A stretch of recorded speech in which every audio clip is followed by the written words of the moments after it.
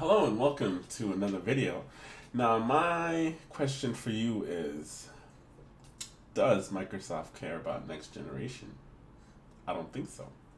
They don't really care about launching their console. Actually, you know what? I think they kind of, it's a mixture because the way they're going about it, this whole next generation is completely different than they ever done it. Most companies, well, most game companies that also ship consoles, or should I say game console makers or console, I don't know, whatever you want to say it. Um, when they ship their consoles, they want to make games specifically for that console. Now, Microsoft is taking a whole different route because um, what I know from the past is game developers, not game developers, but like big studios that make consoles like Sony, Microsoft, and Nintendo. What they sometimes they lose money on the amount of consoles that they sold. You know, they lose that money, but they're able to make it on the back end. So they'll make that money back on software sales, and also other developers that make games for their console, they have to charge them a certain fee that they have to pay to Microsoft, Nintendo, or you know, Sony, PlayStation, whatever. They have to pay that fee in order for them to make games for that consoles. So, is Microsoft caring about next gen? Eh, they're more going a different route. And then I'm going to cover two articles, and then you guys will decide. You let me know what you guys think. So let's go ahead. All right, so Microsoft this generation they've been pushing their Game Pass. Okay, so this is an old article, but it's very important to kind of know a little bit of what happens in the past for us to know what's going to happen in the future. So Xbox Game Pass hits 10 million subscribers, and that's on April 29, 2020, and that's when the article was posted, but that doesn't tell me when exactly did Xbox hit that 20 million mark for Game Pass. All right, and then on top of Game Pass, they also added Game Pass for PC. That was one of the big thing that they added. All right, they added Game Pass for PC, and then they combined the two together to give you Xbox Live Gold as well as Game Pass, and now Game Pass for PC. So you get all three of those for a small price of $15 a month, which is a great value, especially if you have a gaming PC like me. So I got my gaming PC as well as I have an Xbox, and in order to play online on the Xbox, you need Xbox Live Gold. So Gold is included, Game Pass as well as games for PC, and now they added another platform on top of that. Now you have Project xCloud. xCloud will also be added onto the game's Ultimate, and that's for $15 a month. That's a huge bargain comparing to what you were getting before. So Microsoft says more than 10 million people now subscribe to Game Pass, its subscription service offering access to growing selection of PC and Xbox games. The service launched in 2017 with more than 100 Xbox games for $9.99. So that was just one.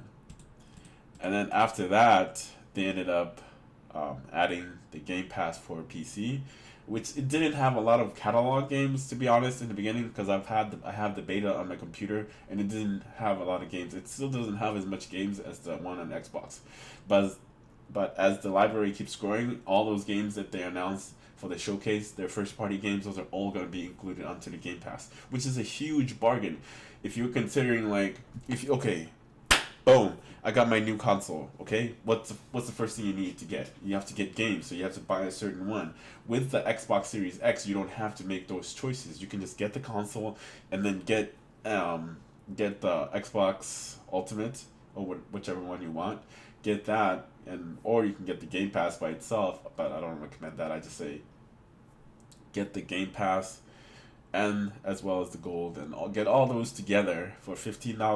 The Ultimate. I don't know why I'm mixing up my words here. Get the Xbox Game Pass Ultimate. That's what I meant to say, which gives you the gold and everything for a flat rate of $15, and all your games are going to be included. So that's a huge bargain. So if we're talking about next gen, Microsoft isn't looking to sell you yeah, Xbox Series X. They're looking to sell you the service because games are getting more expensive to develop on, and guess who has to take the hit? The consumers have to take the hit. We're gonna have to be paying for those prices. You can look at NBA 2K21. They already set the standard of $69.99 for a game, which is $70.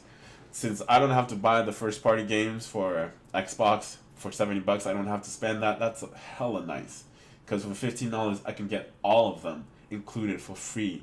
Well, not really free because I'm paying for the subscription, but you get what I'm saying. I'd rather pay the $15 and play as many games as I want instead of paying $70 for a game that I might not actually like. So at least this gives me a chance to try the game before, before purchasing it or whatever, if I decide to go that route, which I won't. I just keep the Game Pass and just keep paying for it. And on top of that, you also get discounts when if you decide to purchase those games, because the games get rotated, so it is like a Netflix for games. So yeah, and statistically speaking, Netflix for games is more what Microsoft is doing, unlike what Stadia is trying to push you on, which they would have done it well if they had gone through this route. This is a hell of a nice way, because Stadia, the way that they want to do it is you have to get into the subscription base, right? You're paying that monthly fee, and the only feature you're gonna get is like maybe 1 or 2 games free here and there, and you're paying for what, 1080p? What the fuck? Why would you want to pay that much for a subscription base? And on top of that, you have to buy all the new games full price. So it's not like they give you a certain catalog of games that you can play for free, and then after that, you can either decide to purchase those games once they get rotated out, or you can just keep it and keep the games that you have on there. Anyway, it's a lot to cover here. So like I said, this is a older article, and then also the Verge put out this one, which is what I was kind of saying. Microsoft, for me, like I said, Microsoft isn't looking to sell you that next gen console.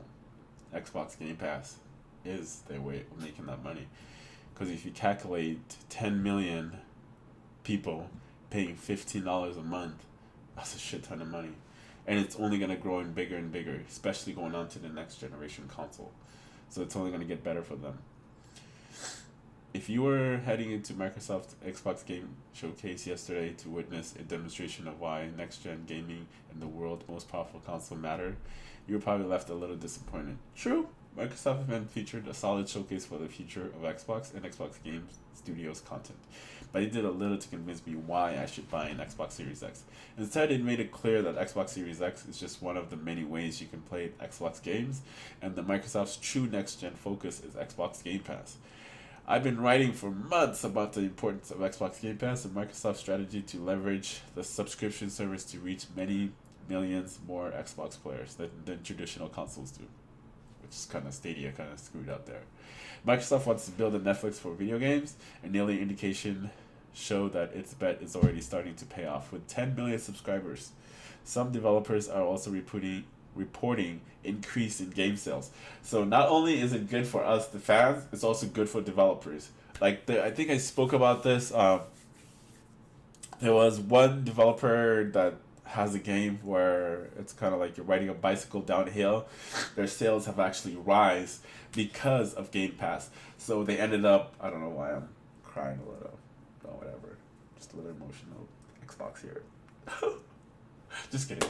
But anyway, it ended up increasing their sales to where they actually re-signed with Game Pass to keep that game in there a lot longer, because it was successful. What should I say? Like, it was, because with Game Pass, you don't have to play everything.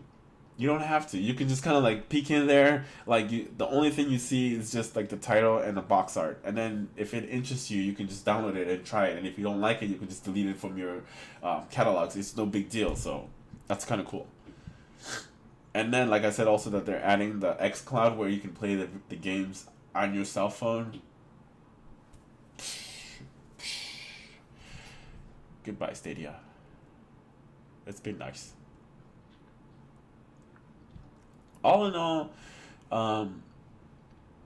It's a lot to cover. All in all, both companies are doing things differently. Sony's still doing things the traditional way. Not saying that's wrong, but they're headed completely different route. Like both of the consoles are going like this. Sony wants to sell you exclusive games, which they have nice exclusive games. I really enjoyed playing my PlayStation 4 recently. Playing The Last of Us. After I finished The Last of Us, Ghost of Tsushima. And then I'm looking forward to Miles Morales for the PlayStation 5 for the Spider-Man game. So that's the only thing that kind of sucks is you have to purchase those games instead of kind of like how Microsoft has it, where I can download all of the games that they're showing first party wise, free of charge. Not really free, but you pay that $15 a month. So I really like that. So I'm gonna download my first game. I want to try the Medium. It looks really interesting. And then the Halo Infinite, it was kind of disappointing, especially the gameplay. But they said that's not what the game actually looks like. So we gotta stay tuned later on this year or later on this month or next month. Not this month, but maybe later on, they'll show us more what the game actually looks like and what it's capable of. But from what we've seen so far, it's very disappointing. But yeah, I was disappointed by it, to be honest, honestly. But the gameplay looks solid, just like everybody said. The gameplay looks solid, but the graphics kind of suck. But as long as the game plays and feels like Halo, I don't think it matters. But anyway, these are just my thoughts. Leave a comments and let me know what you guys think. This is somewhat unbiased, and have a great one. Make sure to like and subscribe, alright? Come on! Get me growing! Douche.